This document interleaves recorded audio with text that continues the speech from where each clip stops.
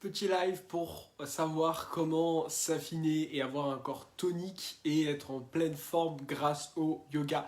Hello les Shape Yogi, donc vous l'avez compris, aujourd'hui on va parler de l'aspect forme du yoga, quelle différence un petit peu on va pouvoir trouver avec le fitness, comment on va faire pour être en forme grâce au yoga.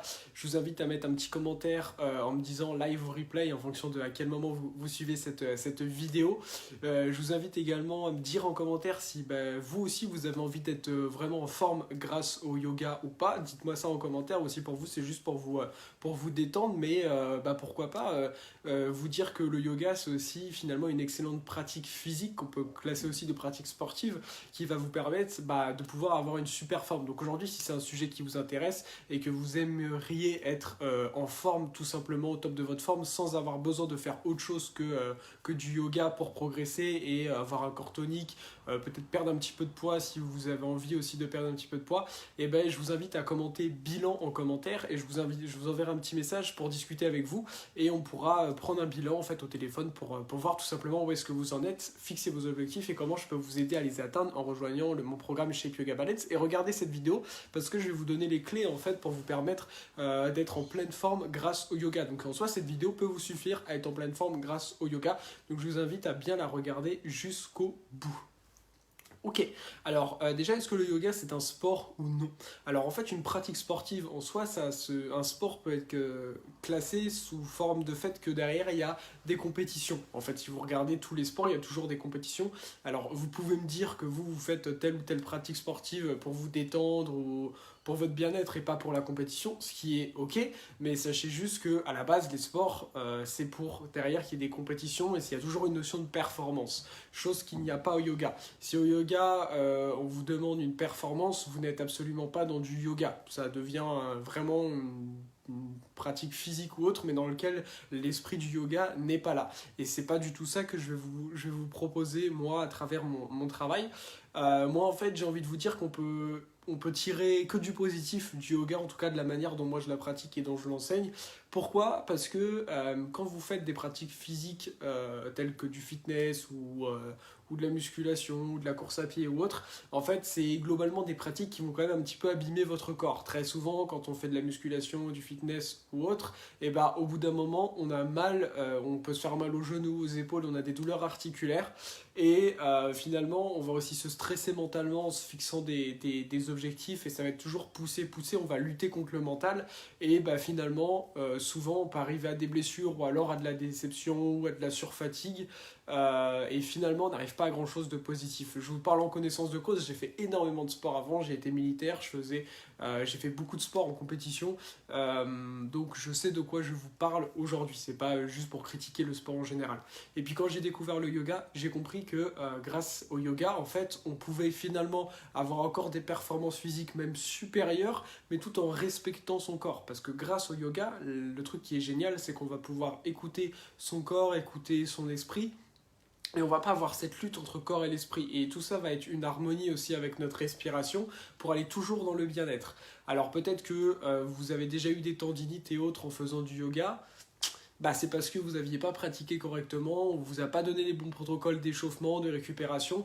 Moi j'ai plein de protocoles d'échauffement, de récupération pour enlever les tendinites à travers mon programme. Et si aujourd'hui vous avez fait mal au yoga, je suis désolé de vous dire que vous n'avez pas suivi des bons programmes ou des bons profs qui vous sont bien accompagnés et qui sont bien occupés de vous.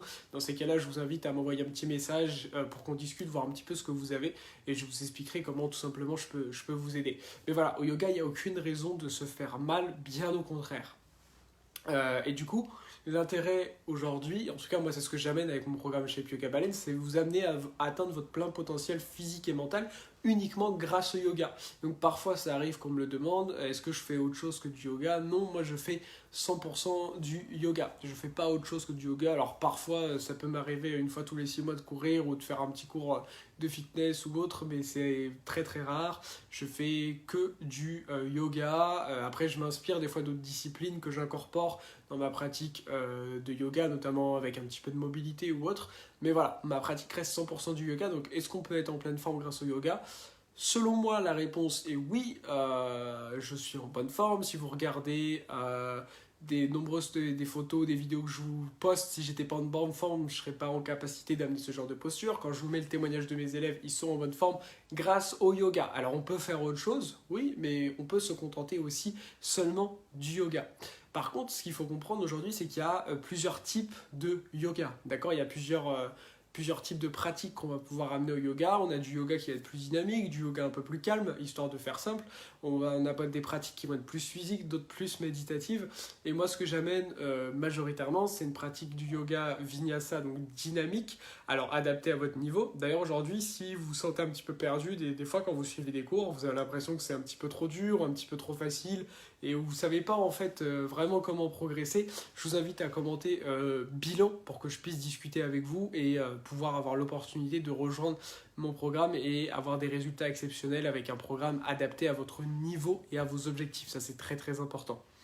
Et du coup, ce qui se passe, c'est que aujourd'hui, en suivant, en tout cas moi c'est l'approche la plus efficace que je peux vous proposer, c'est d'avoir des séances de yoga relativement courtes, faciles à caser dans votre agenda, mais qui vont être dynamiques, surtout adaptées à votre niveau, c'est très très important, et qui vont vous permettre de débloquer vos capacités physiques, mentales, et en les débloquant aussi certains blocages mindset, physique et autres, on va développer toutes nos capacités physiques pour être en bonne forme, pour améliorer sa force, sa souplesse, sa condition physique. Donc oui, c'est possible d'avoir une très bonne forme et du coup d'affiner son corps, aussi de perdre du poids. C'est pour ça d'ailleurs dans le programme que maintenant, du coup Fanny elle a mis plusieurs recettes véganes saines qui vous permettent tout simplement d'avoir une meilleure santé et en mangeant des repas qui sont bons pour votre santé. Et à partir de janvier, je vous mettrai aussi des recettes de desserts vegan dans le programme. Tout ça, ça va arriver, des desserts saines et bonnes pour votre santé pour vous permettre toujours de vous affiner.